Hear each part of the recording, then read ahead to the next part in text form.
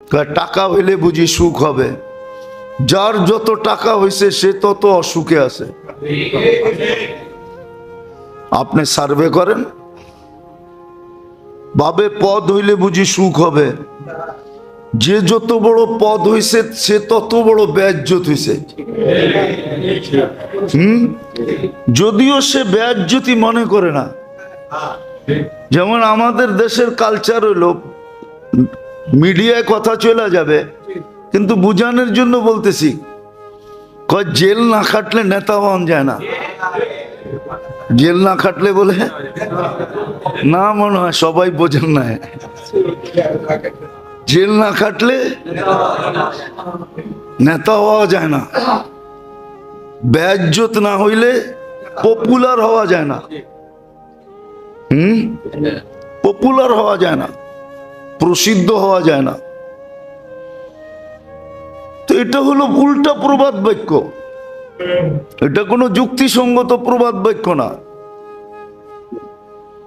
তো যেটা আমি বুঝাইতেছিলাম এটা আমার আলোচ্য বিষয় না, বুঝানোর জন্য বললাম যে সত্য এটাই। আপনি মার খাবেন না কেন? আপনি বেইজ্জত হবেন না কেন? সব ভোগ করে আল্লাহর। কি মাঝে মাঝে দেখলে আশ্চর্য লাগে আমার, আল্লাহর উপরও মাঝে মাঝে যে আল্লাহ তুমি এত বড় ধৈর্যশীল, এত সাবের, বাকশক্তি তোমার, টক শোতে বৈশা তোমার বিরুদ্ধে বলতেছে। তুমি হুকুম করলেই তো আওয়াজটা বন্ধ হয়ে যায়, ঠিক না? তুমি যদি বলো যে দুনিয়া দেখবে, তুই টকশোকের মধ্যে করি রয়ে গেছস, একটা শব্দ উচ্চারণ করতে পারস নাই। আল্লাহ ইচ্ছা করলে পারতেন, কিন্তু আল্লাহ দেখা যায় আরো গলার জোর বাইরা যায়, গলার জোর বাড়ায় দেয় টকশোতে। আল্লাহর বিরুদ্ধে বলতেছে, কোরআন হাদিসের বিরুদ্ধে বলতেছে, ইসলামের অপব্যাখ্যা করতেছে বৈশা বৈশা। তখন দেখা দেখা আল্লাহর উপরও যে আল্লাহ তুমি এত বড় ধৈর্যশীল, এত বড় হালিম, আর এত বড় সাবের, এখনো তো অক্সিজেনটা টানতেছে তোমার, বাকশক্তিটা তোমার, কার? আল্লাহ না? হ্যাঁ, কথা গুছায়া বলার ভঙ্গিটা কে দিছে? সব তোমার নিয়ে, তোমার বিরুদ্ধে, আর তুমি এত বড় পাওয়ারফুল, কিচ্ছু বলো না। নাহলে ও টকশোতে বই আল্লাহর বিরুদ্ধে বলে কি করা, রসুলের বিরুদ্ধে বলে কি করা, ইসলামের বিরুদ্ধে বলে কি করা, কোরআন হাদিসের বিরুদ্ধে বলে কি করা। দেখবেন দানা দান বলতেছে টকশোতে বৈশা, অথচ ফেরেশতা কিন্তু ওর লোকেই আছে, একটা চটকনা দিলেই পারে। ফেরেশতা দূরে না। হ্যাঁ, আপনি এখন বৈশা আছেন, আপনার লোকে 10 জন বডিগার্ড আছে, আপনি দেখতেছেন না। বলবেন 10 জন বয়া থাকলে জায়গা কই, ওটা আপনার চিন্তা করতে হইব না, জায়গা কই। এত কিছু বুঝার মতো ব্রেন আপনাকে আল্লাহ দেয় নাই, খোলে নাই, আছে কিন্তু খোলে নাই। হ্যাঁ, ওই 10 জনকে দেখলে আপনি ঘরে যে ঘুমাইতে হইতো না, বউ পোলাপানের সাথে ঘুমাইতেন। একবার দেখছিল দাউদ আলাইহিস সালাম, কয়বার? ওনার সাথে মালাকুল মউতের সাথে দোস্তি ছিল। তো বলছে, দোস্ত তুমি আসল রূপটা দেখাও না। ইন্নাকা লা তুতিকা ইয়া দাউদ, তুমি সইতে পারবে না। আমি তো নিজেকে লজ্জাপতির মতো গুটায়া গাটায়া তোমার কাছে আসি, রূপ চেঞ্জ করে আসি, বিদায় তুমি আমারে দেখা খুব ফুর্তি করো, যা মনে চায় তাই জিগাও, ঠিক না? আসল রূপ ধরলে তুমি সইতে পারবে না। কি কও তুমি? এতদিন হয়ে গেল দুইজনে দুইজনের কাছে বসি, বন্ধুত্বের একটা উষ্ণতা আছে না, তোমারে সইতে পারবো না। তো বলছে ডান দিকে দেখো, তো দেখছে, বলছে এইবার বাম দিকে দেখো, ফাগশিয়া দাউদ, দেখেই বেহুশ। আল্লাহ বলে, আল্লাহ হুশে আইনা দেন, নাইলে কিয়ামত পর্যন্ত এটা হুশে আসবে না। হুশে আসার পরে জিজ্ঞেস করছে কেমন দেখলা? আখেরাতের কোনো আযাবের দরকার নাই, তোমার রূপটা সামনে খাড়া করায় দিলেই যথেষ্ট। যদি আপনি দেখতেন তাহলে ঘুমাইতে পেত না। এটা তো আল্লাহ মেহেরবানি করছেন। কেরামান কাতিবিন তো আছে, দুই কান দেনা নাই, দেখেন। দুই কান্দে দুই মোহরি লিখতে আছে ডায়েরি। কি দেখেন? দেখলে আর বাঁচতে হইতো না, কতবার ট্যা হয়ে যেতেন ট্যা। তো আমি তো মাঝে মাঝে ভাবি যে আল্লাহ লোকে তো আছে, একটা চটকনা লাগাইলি তো পারে, কিন্তু আপনি তো চটকনা পর্যন্ত লাগাইতে দেন না। নাইলে ও টক শোতে বসে আপনার বিরুদ্ধে বলে কি কইরা? ওরে মেধা দিলেন আপনি, শিক্ষা দিলেন আপনি, দীক্ষা দিলেন আপনি, জীবনে উন্নতি দিলেন আপনি, এত বড় উপদেষ্টা বানাইলেন আপনি, ও টকশোতে বসে আপনার বিরুদ্ধে বলে কি কইরা? তো মাঝে মাঝে আল্লাহর উপরও আশ্চর্য লাগে। শব্দটা আল্লাহর জন্য শোভনীয় না, আল্লাহ মাফ করুক যদি ভুল হয়ে থাকে। আল্লাহর উপরও আশ্চর্য লাগে, সে সব আপনার বিরুদ্ধে বলে। আপনি এত বড় ধৈর্যশীল, এত বড় হালিম। তো যেটা বুঝাইতেছিলাম, আমাদের পদোন্নতির জন্য দুনিয়ায় যেরকম রীতিনীতি থাকে, আল্লাহ এরকম রীতিনীতি দিছেন মাঝে মাঝে, বৎসরে অনেকগুলা দিছেন।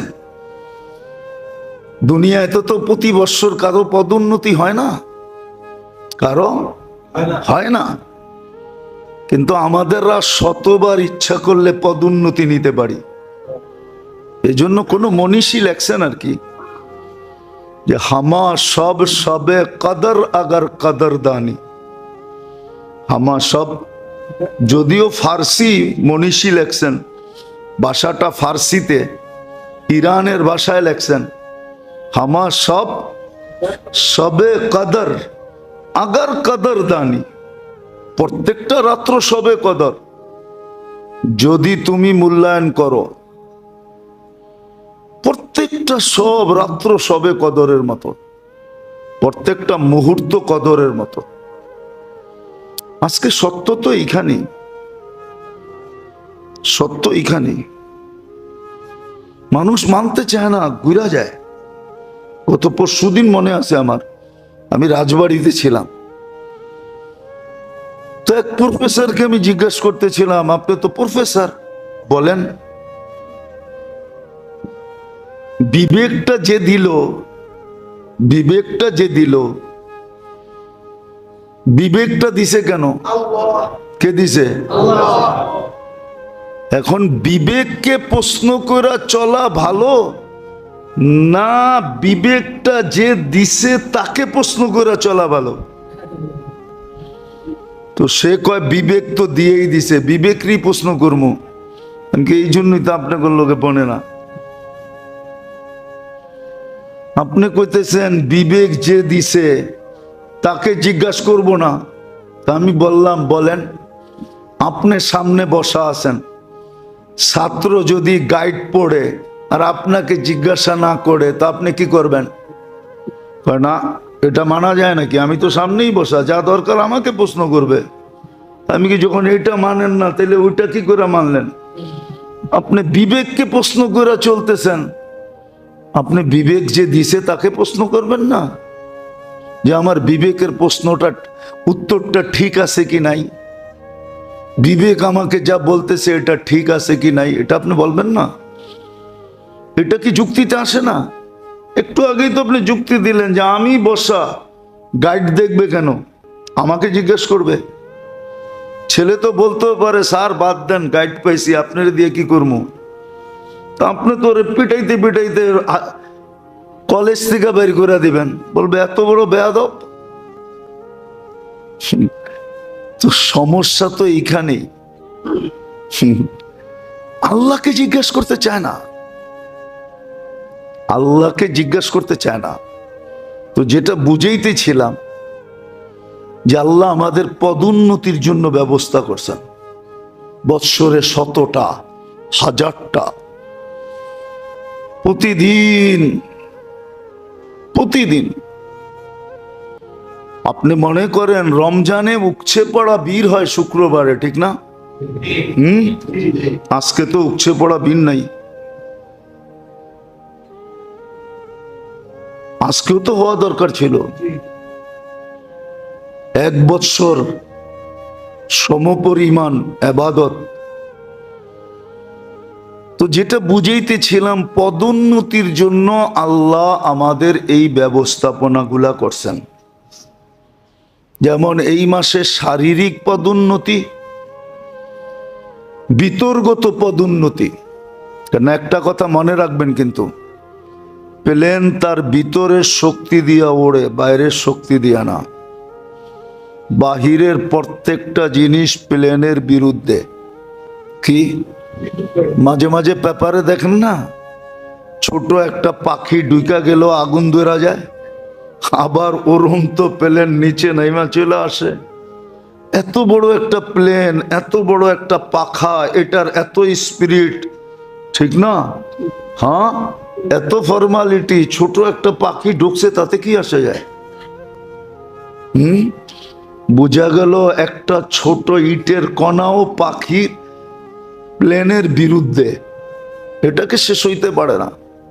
কয়েকদিন আগে দেখছেন না, শিলা বৃষ্টির কারণে শিলা পড়ছে, প্লেনের নাক বসকায়া দিছে।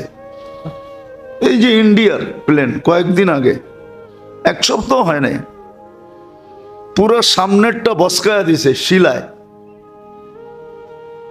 তো প্লেন চলে ভিতরের শক্তি দিয়া। কি ভিতরের শক্তি? কি? তার ইঞ্জিন, ঠিক না? বানানের যত ক্যাটাগরি ভিতরে আছে, ভিতরের শক্তি দিয়া ওড়ে। তো আল্লাহ তারাক্কির জন্য, উন্নতির জন্য এই মাসের 10 দিন আমাদেরকে ভিতরের শক্তি অর্জন করার জন্য 10 দিন 10 রাত্র লাইলাতুল কদর বানায়া দিছেন। 10 দিন 10 বৎসরের সমতুল্য করে দিছেন।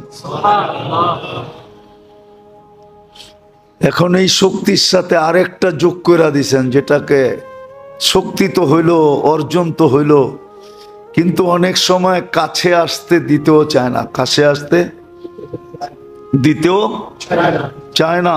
দূরে দূরে থাকো। কি? দূরে দূরে থাকো, ঠিক আছে, সব ঠিক, কিন্তু কাছে না, দূরে। তো কাছে আসার ব্যবস্থাও করে দিয়েছেন। কোরবানি এই জন্যই দিছিলেন, কাছে হওয়ার জন্য, একবারে কাছে। যেটা একটু আগে আমি যুক্তি দিয়ে বুঝাইলাম, যে দুনিয়াতে মানুষ নৈকট্যের সর্বশেষ প্রস্তাব এটাই হয় যে তোমার জন্য জানটাও দিয়া দিতে পারি, মানে আমার অস্তিত্বকে মিটাইয়া দিতে পারি। কিন্তু নিজের হাতে নিজের জান দেওয়া এটাও বৈধ রাখেন নাই। তা আল্লাহ আমাদের জন্য বিকল্প করছেন, যে নৈকট্য মিলবে, উচিত ছিল তোমার জানটাই দেওয়া।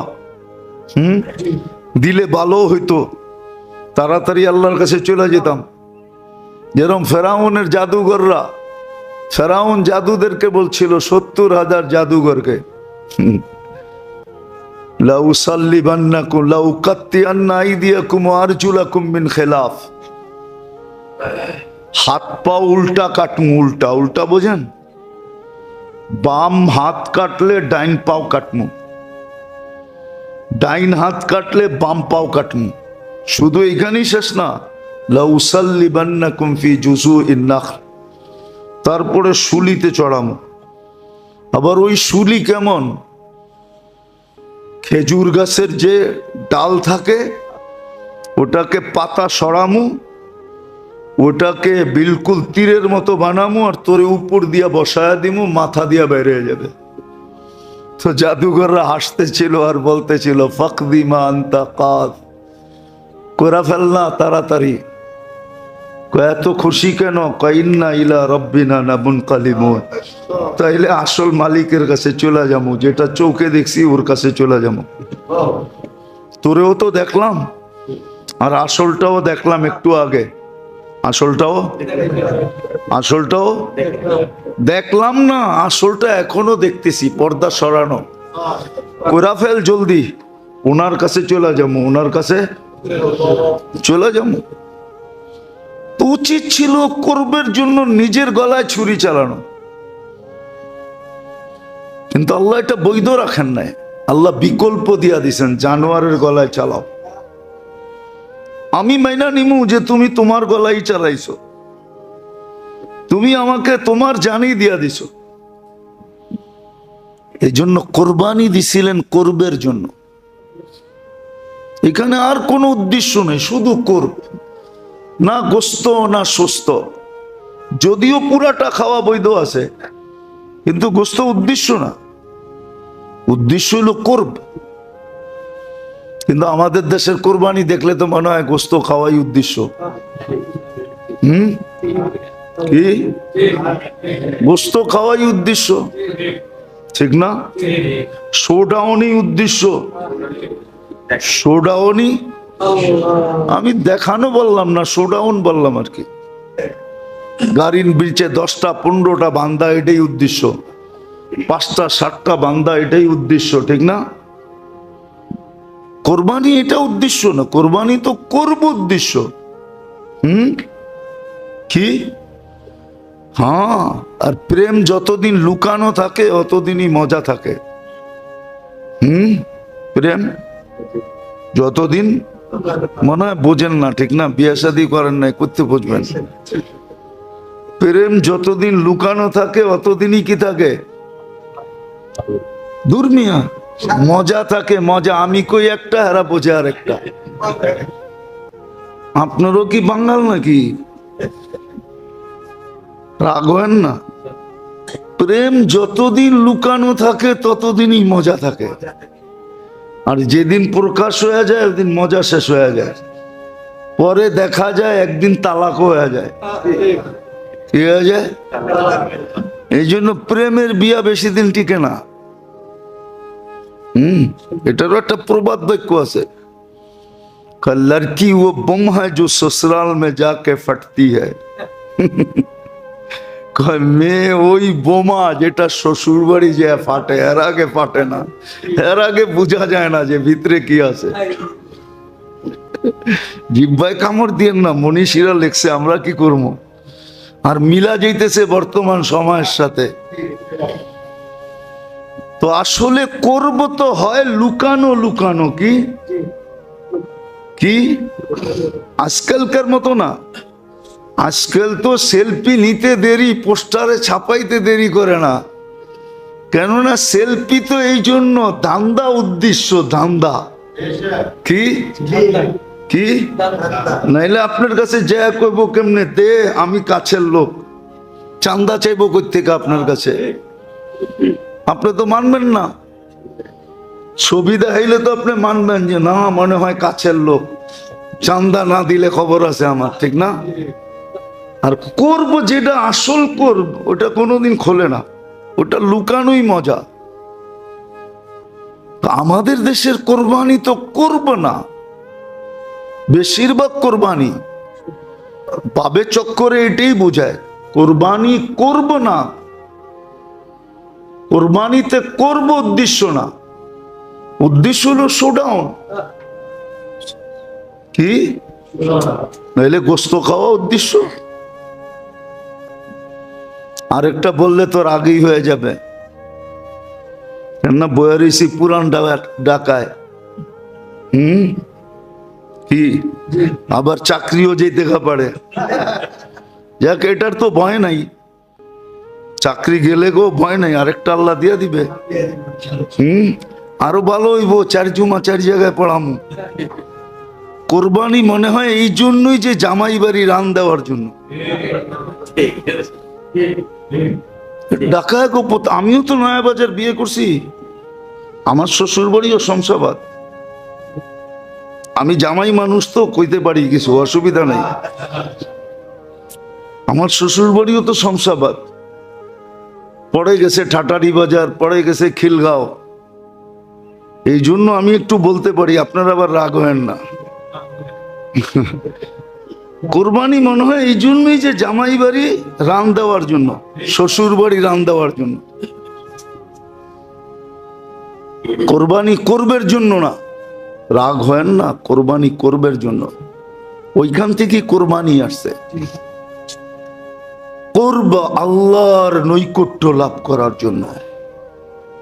এটা সুযোগ দিছেন, পদোন্নতির সুযোগ, যে তুমি শেষ স্তরে যে পৌঁছতে পারো আমার কাছে হওয়ার জন্য। এর চেয়ে কাছে কিছু নাই, গোস্ত উদ্দেশ্য না। এই জন্যই তো কোরআন বলছে লা ইয়ানালুল্লাহ লুহুমুহা ওয়ালা দিমাউহা ওয়ালাকিন ইয়ানালুত তাকওয়া মিনকুম। আল্লাহ বলতেছে আমি তাকওয়া চাইতেছি, করব চাইতেছি, তুমি আমার কাছে হও। এই জন্য আবার এটাও বলছে যে নাদুস নুদুস দিও। এক জিনিসে দুই জিনিস, এক তো করব দিবে, শুধু করব দিল আর কিছু দিল না। বলছে না, যদি তুমি ঠিকই করবের জন্য দিয়া থাকো, তাহলে এই জানোয়ারকে আমরা 70 গুণ ওয়েট বাড়ায়া মিজানের পাল্লায় উঠামো। আর এইখান থেকেই কিন্তু ফার্মালারা, এগ্রোওয়ালারা এইখান থেকেই গরু পুরাটা পাল্লায় উঠায়া বেচে। মানে পায়খানা গোস্ত যেই দামে, পায়খানা ওই দামে, ঠিক না? ওরা কিন্তু এইখান থেকে আনছে, নাইলে ওদের এই বুদ্ধি হইতো না। এই হাদিস থেকে আনছে, কিয়ামতের দিন পুরা গরুটা আল্লাহ শুধু গোস্ত উঠাবে না, পুরা গরু, তাও 70 গুণ ওয়েট বানায়া উঠাবে।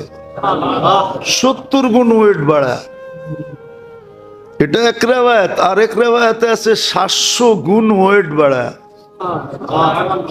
এই জন্য বলছে নাদুস নুদুস দিও, করবেন নিয়তে দিও, গোস্তের নিয়তে না। করব উচিত ছিল জান দেওয়া, কিন্তু বিকল্প দিয়া দিছি। বিকল্প কেউ যেন কিয়ামতের দিন, কিয়ামত পর্যন্ত প্রশ্ন না উঠাইতে পারে যে আপনি নিজেই আত্মহত্যা, জানের হত্যা নিষেধ করলেন, আত্মহত্যা নিষেধ করলেন, আপনি কিভাবে বাবার হাতে ছেলেকে জবা করাইলেন। এই প্রশ্ন যেন কেউ না করতে পারে, তো বিকল্প দিয়া দিছে জানোয়ার। আর কোরআন এটা বলেও দিছে। আর এটা চলে আসতেছে ইব্রাহিম আলাইহিস সালাতু ওয়াস সালামের জামানার থেকে। উনি করবের জন্যই কোরবানি করছিলেন। কিসের জন্য? করবের জন্য, যে আল্লাহ আপনার একবারে কাছে হইতে চাই। খলিল তো বানাইছেন, কিন্তু একটু দূরে দূরে রাখতেছেন। তা আল্লাহ বলছে আরো কাছে হইতে চাও, তাহলে কোরবানি করো। করবের সিঁড়ি এটা। এই জন্য মেরে দোস্ত ভালো মতে বুঝি, যাকাত যার উপরে ফরজ, কোরবানিও তার উপরে ফরজ। একটা দেওয়া জরুরি না, এক ভাগও দিতে পারেন, একটা ছাগলও দিতে পারেন। এখনো সময় আছে, ওলামাদের থেকে মাসলা জেনে নেন। মাত্র আজকে হলো 2 তারিখ, আগামী শনিবারে হবে, এই শনিবারের পরের শনিবারে ঈদ, ঠিক না? লম্বা সময় আছে, ওলামাদের কাছ থেকে শিখেন, যায়া নিজের অবস্থা ব্যক্ত করেন যে আমার কাছে এই আছে, নিজের অবস্থা উপস্থাপন করেন। আমি কি কোরবানি দিব? কেননা সবাই যদি নৈকট্য লাভ করে, তাহলে আপনি দাঁড়ায় দাঁড়ায় তাকায় তাকায় দেখবেন কেন?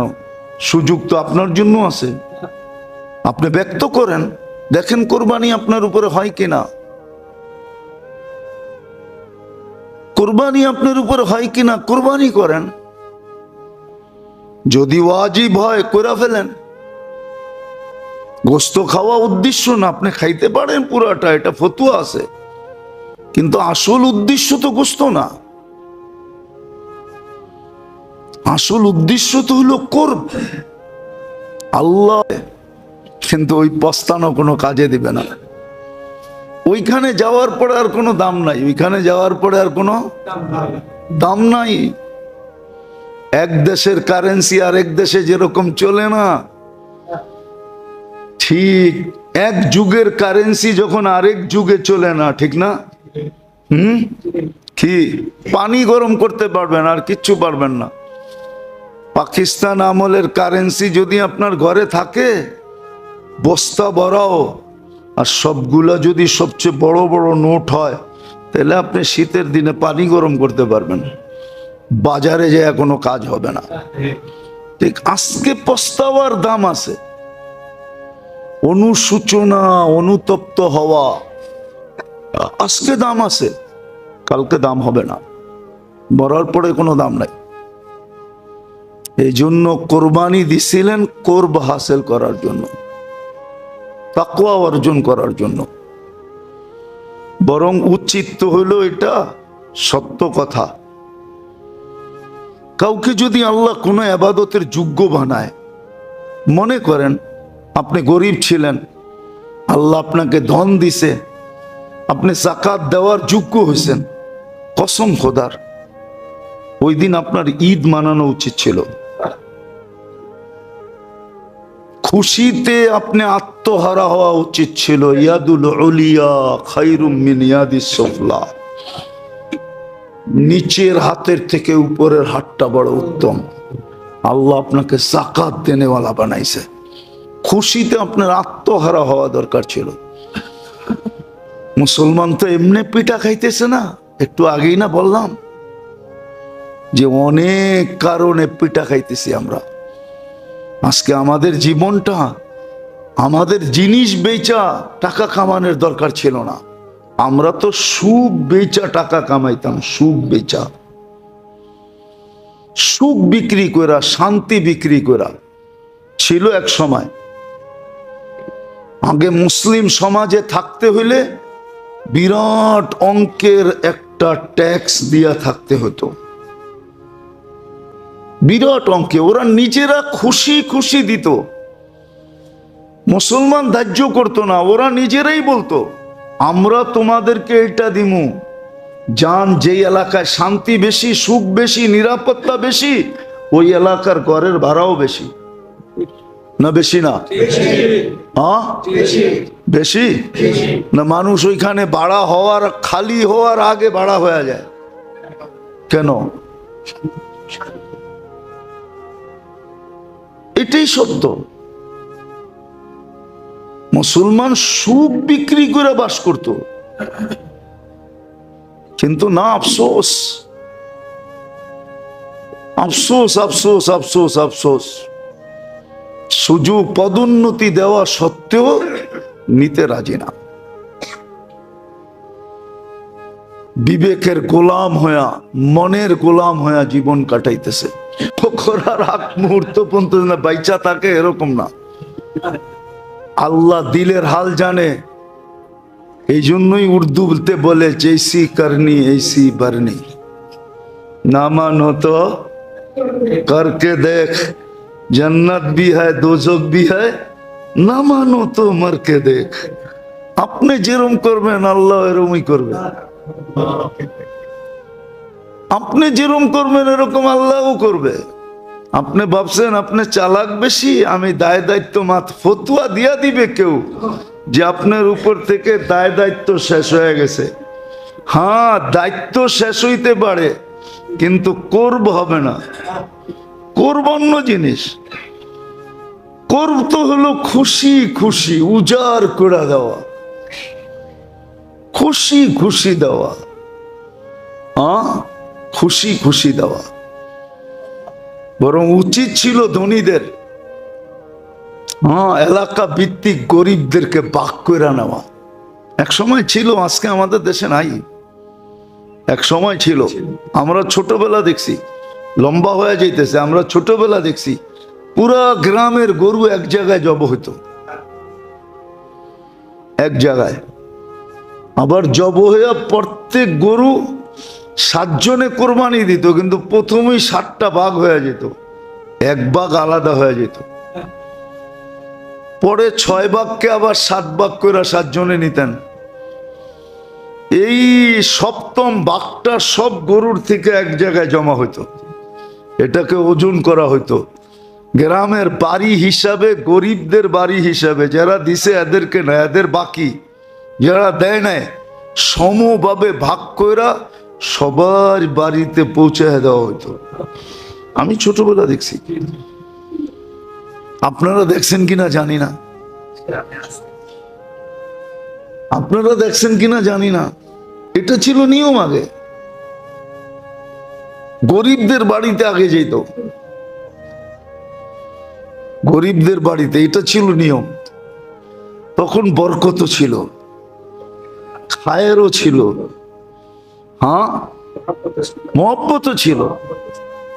এক গ্রামে 10টা গরু আসলে পুরা গ্রামের বাচ্চারা মনে করতো এটি আমাগো গরুই, সবাই মনে করতো এটা আমাদেরই।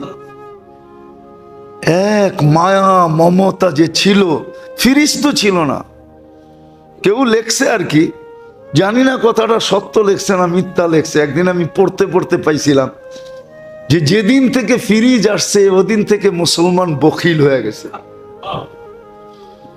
কেননা খাওয়ার পরে যেটা বাঁচে ওইটাই ফ্রিজে ঢুকায়, আর আগে ফ্রিজ ছিল না, খাওয়ার পরে যেটা বাঁচত ওটা প্রতিবেশীর ঘরে যেত, পাশের বাড়িতে যেত। এমনকি বাচ্চাদেরকে ঘুমের থেকে উঠাইতো, উঠ তোর চাচায় ডাকছে, ওই ঘুমের ছেলেদেরকে উঠায়া প্রতিবেশী খাওয়াইতো। আর যেদিন থেকে ফ্রিজ আসছে ওই দিন থেকে মুসলমান কি হয়ে গেছে, কি হয়ে গেছে। এই জন্য প্রতিবেশী সারাদিন তাকে থাকে যে সুযোগ কখন পামু, ওর উপরে কোপটা কখন মারমু। ভালোবাসা সব ছিন্ন হয়ে গেছে। আল্লাহ আমাদেরকে বুঝার তৌফিক দান করে। ওমা আলাইনা ইল্লাল বালা।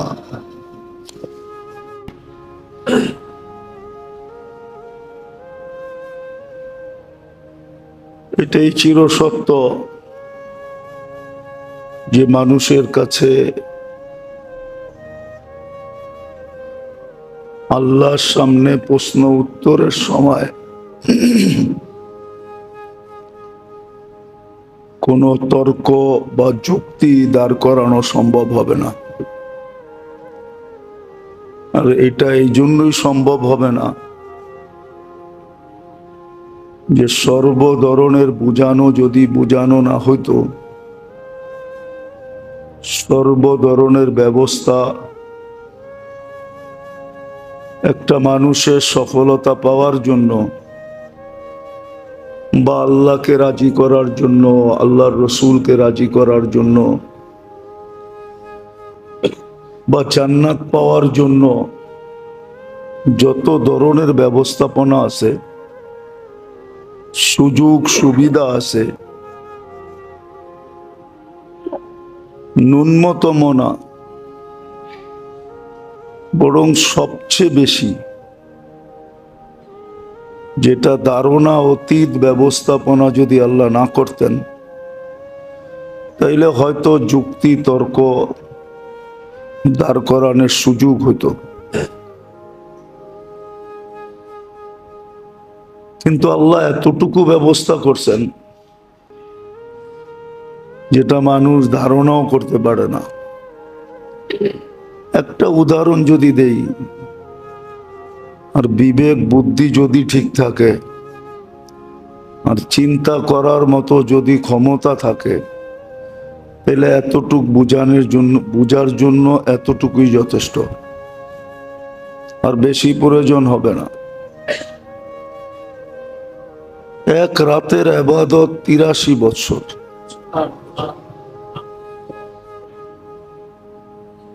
এর চেয়ে বেশি সুযোগ সুবিধা হয় কি করে? যেখানে কর্মচারী অপেক্ষা করে ওইখানে যদি উল্টা হয় যে মালিক অপেক্ষা করে, তাহলে আপনার বিবেক দিয়ে এটাকে কি বলবেন? উদারতার কোন স্তর বলবেন? বলেন আমাকে।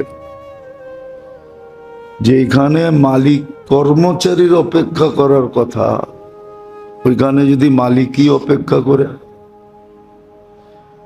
আর মালিক বলতে দুনিয়ার মালিক না, যে সমগ্র জগতের সব কিছুর মালিক, বালুর কণা থেকে নিয়ে বিশাল থেকে বিশাল জিনিসের মালিক যিনি, একক মালিক, উনি যদি অপেক্ষা করে তো কি বলবেন? উনি তো সারাদিন বন্দার তওবার অপেক্ষা করে, সারা রাত্র তওবার অপেক্ষা করে, আবার ভাবে বন্দা বেখেয়াল হয়ে গেল কিনা, যাই ঝামেলায় ফাইসা গেল কিনা, মনের থেকে ভুলা গেল কিনা, এই জন্য নিজে ডাকতে পর্যন্ত থাকেন। তা আপনি কালকে কোন যুক্তি তর্ক দাঁড় করাবেন? কালকে কোনো যুক্তি তর্ক দাঁড় করানো চলবে না। আল্লাহ এক একটা দিয়া শো করবে, আর আমাদের যুক্তি তর্ক গুলাকে খণ্ডন করতে থাকবে। যখন আল্লাহ এক একটা শো করবে, পেশ করবে, তখন যুক্তি তর্ক যে দিছে সেই লজ্জিত হয়ে যাবে। এমন না যে তার কাছে আরো কোনো যুক্তি তর্ক থাকবে, না, বরং সে লজ্জিত হবে। এটা এই জন্য বলতেছি যে মানুষের পদোন্নতির জন্য, মানব সমাজেও এই ব্যবস্থা আছে। প্রত্যেক পদোন্নতির পূর্বে তাকে হয়তো পরীক্ষা দিতে হয়, না হয় ট্রেনিং দিয়া পরীক্ষায় উত্তীর্ণ হতে হয়। যান সরকারি সমস্ত মহকুমাতে যেয়ে দেখেন, সেক্টরে যেয়ে দেখেন, সর্ব জায়গায় দেখবেন পদোন্নতির পূর্বে হয়তো তাকে পরীক্ষা দিতে হয়, না হয় তাকে ট্রেনিং দিয়া উত্তীর্ণ হতে হয়। কিন্তু দুনিয়ার পদোন্নতির ভিতরে একটু কষ্ট আছে। সবার মাঝে পড়ালেখাও করতে হয়, আবার ট্রেনিং যেরকম দেওয়ার এরকম দিতে হয়, তাইলে পদোন্নতি হয়, নাইলে পদোন্নতি হয় না। ভিআইপি পদোন্নতি কয়জনের হয়? ভিআইপি পদোন্নতি বোঝেন? কি ভিআইপি পদোন্নতি কয়জনের হয় আর কয় জমানায় হয়? হয়তো কখনো কখনো হয়ে যায়, নিজস্ব লোক মনে করে দিয়া দিল। কিন্তু নিজস্ব লোক হওয়ার জন্য তো প্রমাণ করতে হয় যে আমি আপনার লোক, আপনি যেমন বলবেন এরকম করব। রাতকে দিন বানাইতে হলে দিন বানায় দিমু, দিনকে রাত বানাইতে হলে রাত বানায় দিমু। এটারও তো প্রমাণ করতে হয় না? প্রমাণ করতে হয় না? কি মনে হয় বোঝেন না?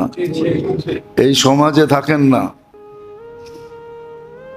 তাহলে ওটার জন্য একটা পরিশ্রম করতে হয়, ঠিক না?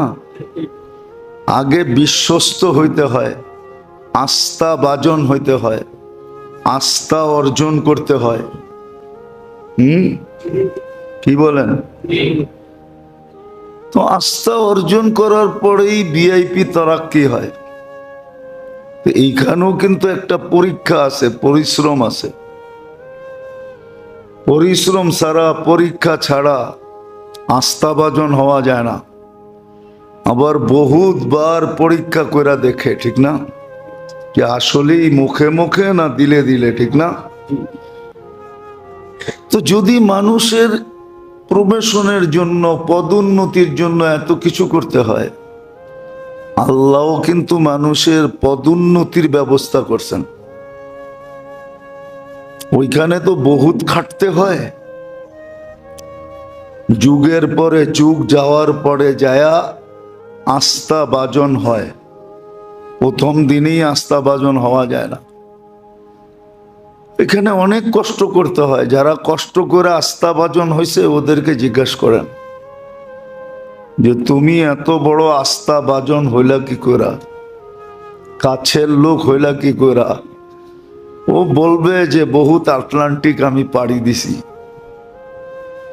আজকে আমি আস্থাভাজন হইয়া হাজার হাজার কোটি টাকার মালিক হয়েছি।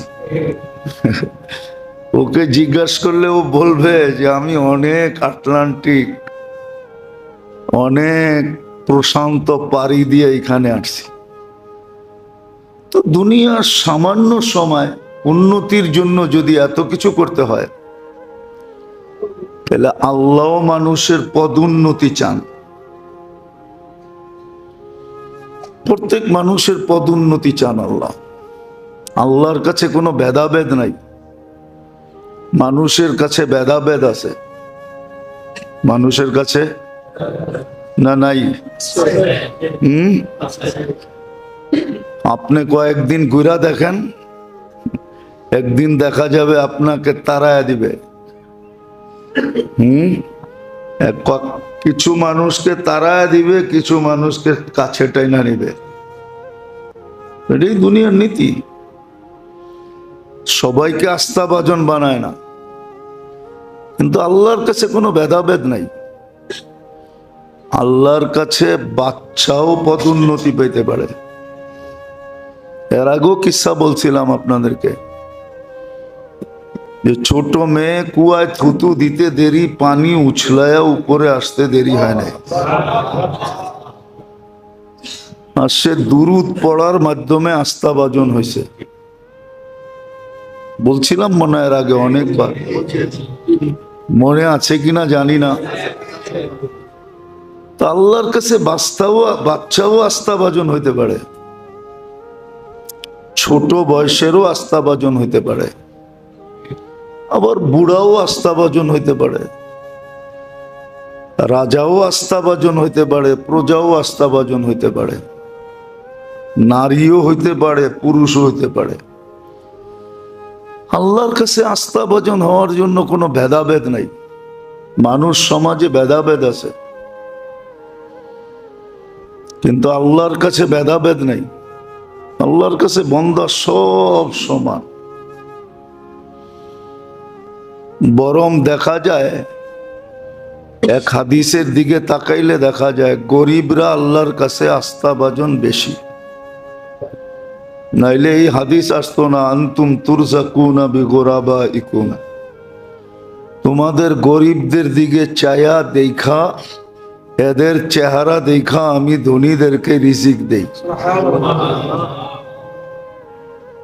কেননা ধনীরা গরিবদের জন্য কর্মস্থল কি করে, ব্যবস্থা করে, তৈরি করে। তো আমি গরিবদের দিকে তাকায়া ধনীদেরকে দিতে থাকি, যেন 2-4-10 জন গরিবের কর্মস্থল হয়। আবার ধনীদেরকেও বলে দিছে কর্মস্থল তৈরি করতে পারার কারণে তুমি আবার চাঙ্গে উঠা যেও না। তুমি শুকরিয়া আদায় করো যে তোমার কাছে 10 জন কাজ করে, শুকরিয়া আদায় করো, আল্লাহ শুকুর গুজার হও। তো আল্লাহ দেখা যায় গরিবদেরকে আল্লাহ নৈকট্য বেশি দিছেন। মুসা আলাইহিস সালাম জিজ্ঞাসা করছিলেন, আল্লাহ আপনি যে আমাকে ভালোবাসেন প্রমাণ কি? আমি কিভাবে বুঝবো আপনি আমাকে ভালোবাসেন? তো বলছে, মুসা গরিবরা যদি তোমাকে ভালোবাসে তাইলে বুঝবা আমি তোমাকে ভালোবাসি। আরেকটা জিনিস ভাবলে বোঝা যাবে, এই জন্য দেখা যায় নবীদের অনুগত্য আর নবীদের সর্বপ্রথম অনুসারী গরিবরাই হয়। গরিবরাই সর্বপ্রথম অনুসারী হয়। তারপরে আস্তে আস্তে ধনীরা যখন কোনো রাস্তা না দেখে, যে সব রাস্তা তো বন্ধ, সব বাঙ্গালরা তো একদিকে গেছে গা, আমি একা থাইকা করবোটা কি, তখন ওরাও আইসা হাতে হাত দেয়। এটা ইতিহাস ঘাটলে আপনি দেখবেন। তো আমি যেটা বুঝাইতে চাইতেছিলাম, যে মানুষের পদোন্নতির জন্য দুনিয়াতে যেরকম সিস্টেম আছে, আর মানুষ পদোন্নতি পাওয়ার জন্য দুনিয়াতে পদোন্নতি, আর সেও জানে একদিন আমাকে পথ ছেড়া দিতে হবে, এই চেয়ার আমাকে একদিন ছেড়া দিতে হবে। ইচ্ছা থাকলেও দিতে হবে, অনিচ্ছায় হইলেও দিতে হবে। কেননা বয়স যখন হয়ে যাবে, রুলস মতে যখন সীমানায় পা দিয়া দিবে, তো অফিসই বলবে আপনি এলপিআরে যান, চেয়ারটা খালি করেন, আরেকজনকে বসতে দেন। দুনিয়ার পদোন্নতি হইলেও কতক্ষণ? একদিন ইচ্ছা থাকলেও ছেড়া দিতে হয়, অনিচ্ছায় হইলেও ছেড়া দিতে হয়। নাহলে ডান্ডা ঘুরানো কে ছাড়ে? ডান্ডা ঘুরানো বোঝেন? ঊর্ধ্বতম কর্মকর্তা হইলেই তো ডান্ডা ঘুরান যায়, ঠিক না? ওটা কেউ ছাড়তে চায়, কিন্তু বয়স ছাড়ায়া দেয়। কিন্তু আল্লাহ বন্দার পদোন্নতি চান, এখানে বেশি কষ্ট করতে হয় না। যেমন দেখাইলাম না, 5 রাত্র কষ্ট করলেই 83 বৎসর পাওয়া যায়। আবার যেরকম এখন আসলো, 10 রাত্র কষ্ট করলেই 10 লাইলাতুল কদর পাওয়া যায়। এই যে জিলহজের 10 রাত্র, 10 দিন কষ্ট করলেই 10 বৎসরের ইবাদতের সওয়াব পাওয়া যায়। এই জন্য এই 10 দিন উচিত দিনে রাত্রে সর্ব ধরনের কিছু কিছু ইবাদত করা। কি মনে করেন সারাদিনে একবার সুবহানাল্লাহ পড়লেন, তাহলে আপনি কন্টিনিউ 1 বৎসর সুবহানাল্লাহ পড়লেন। রাত্রে একবার পড়লেন তো 83 বৎসর কন্টিনিউ পড়লেন। উচিত এরকম কিছু কিছু ইবাদত ডেলি করে রাখা উচিত। এরকম দান করা উচিত, খয়রাত করা উচিত। যত কারে খায়ের আছে, মানুষকে একটা ভালো কথা বইলা আমর বিল মারুফ করে রাখা উচিত। খারাপ কথার থেকে বিরত রাখার জন্য 2টা কথা বইলা নাহিয়ানিল মুনকার করে রাখা উচিত। যত ধরনের মোটা মোটা ইবাদত আছে, যেগুলা সারা বৎসরে করা হয় না, ওগুলা এই মুহূর্তে এই সিজনে করা উচিত। কেননা এই সিজনে তরাক্কি হবে, কি পদোন্নতি হবে। একদিন করলে 365 দিন লেখা হবে, 1 রাত্র করলে 83 বৎসর লেখা হবে। ঠিক এরকম পদোন্নতির জন্য, এটা তো শারীরিক ভাবে, পদোন্নতির আরেকটা রাস্তা দিছেন আল্লাহ। যেই মাসে তুমি পদোন্নতি নিতে পারো, ইচ্ছার উপরে নির্ভর করছেন, বাধ্য করেন নাই। বাধ্য করলে করতে পারতেন যে আমি নড়তেও দিব না, চড়তেও দিব না। আছে বহুত মানুষ রাত্র আসে কিন্তু ছটপট করে, যদি জিজ্ঞাসা করে রাত্র ঘুমান না কেন, আসে না। কি কি কি ঘুমান না কেন? কয় আসে না। কি ঘুম? অথচ দরজা জানলা সব খোলা, আসে না কেন? হাসির ব্যাপার না, কিন্তু বড় বাবার ব্যাপার। আল্লাহ ইচ্ছে করলে বাধ্য করতে পারতেন। পদোন্নতির আরেকটা রাস্তা দেখাইছেন আল্লাহ এই মাসেই। আবার ইচ্ছার উপরে ছেড়া দিছেন, তোমার ইচ্ছা। পদোন্নতি নিতে চাইলে আমরা দিতে প্রস্তুত, আমরা ভেদাভেদ করব না। গরিবও দেখবো না, ধনীও দেখবো না, ছোটও দেখবো না, বড়ও দেখবো না, বংশও দেখবো না, বুলিও দেখবো না, রঙও দেখবো না, ঢংও দেখবো না, উন্নত দেশও দেখবো না, অনুন্নত দেশও দেখবো না। তুমি যদি উন্নতি নিতে চাও তো আমরা ব্যবস্থাপনা রেখা দিছি। তুমি পরীক্ষা দিতে দেরি, আমরা উন্নতি দিতে দেরি করব না। আবার দুনিয়ার উন্নতি পাস না পাসের একটা প্রশ্ন আছে, এখানে এরকমও প্রশ্ন নাই। যে চেষ্টা করবে তাকে উন্নতি দিবেই দিবে। ইন্নাল্লাহ লা ইউযায়্যু আমালা আমিলিন, কোরআন এটাই বলে। আল্লাযীনা জাহাদু ফীনা লানাহদিয়ান্নাহুম সুবুলানা। কোরআন এটাও আশ্বস্ত করতেছে পরীক্ষা দিলেই পাস, চেষ্টা করলেই পদোন্নতি। তো এক তো শারীরিক ভাবে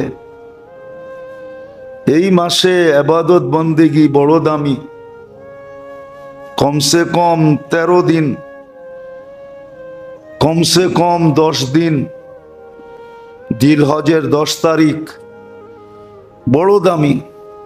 আবার আইয়ামে তাশরিকের 3 দিন আছে, ওটাও দামি।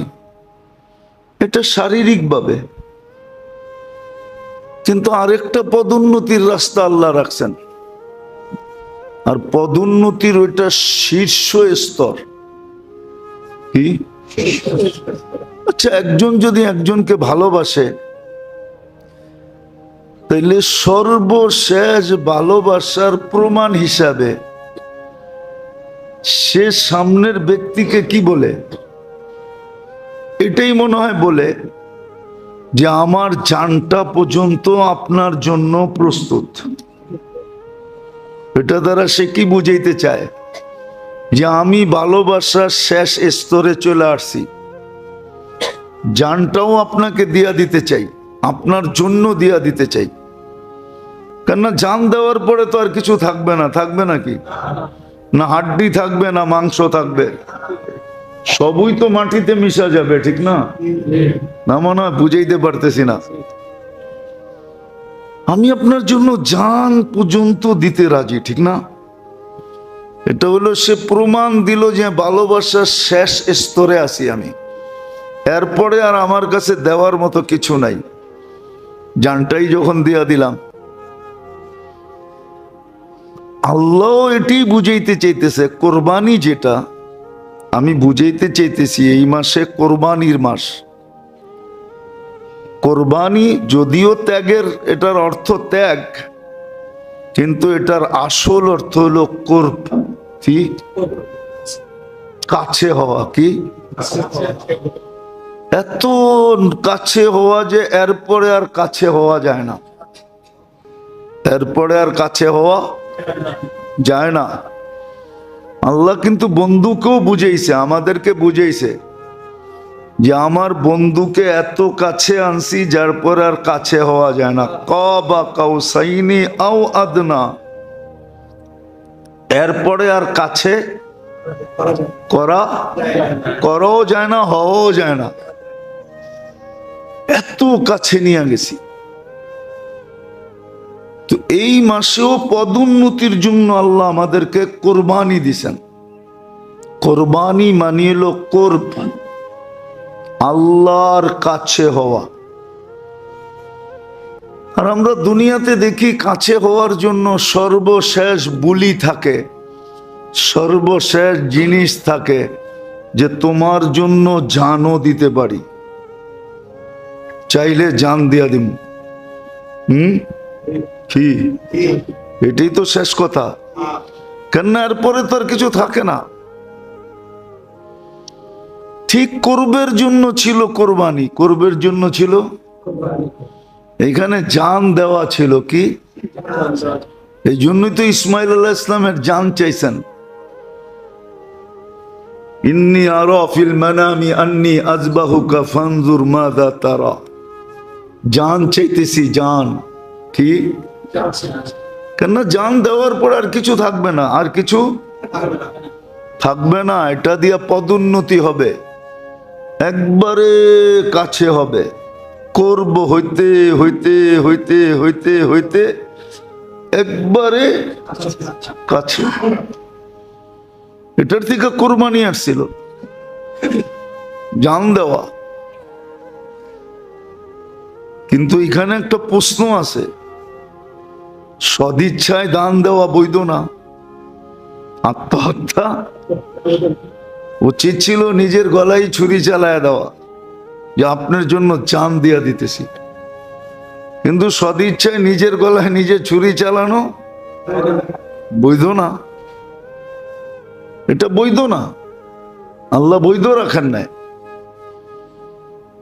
তো আল্লাহ বিকল্প নিয়ে আসছেন, বাইপাস।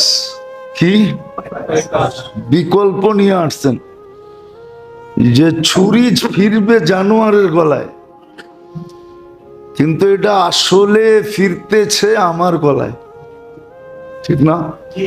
ফিরতেছে কার গলায়? আল্লাহ পদোন্নতি দেওয়ার জন্য এই ব্যবস্থা রাখছেন, যে জানোয়ারের গলায় তুমি ছুরি চালাবে, কিন্তু এটা আসলে ছুরিটা চলবে তোমার গলায়। এই জন্যই একটা শর্ত লাগাইছেন, যে কোরবানি খুশি খুশি হওয়া চাই, যে পদোন্নতির সুযোগ দিছে, খুশি খুশি হওয়া চাই, এত খুশি যে নিজের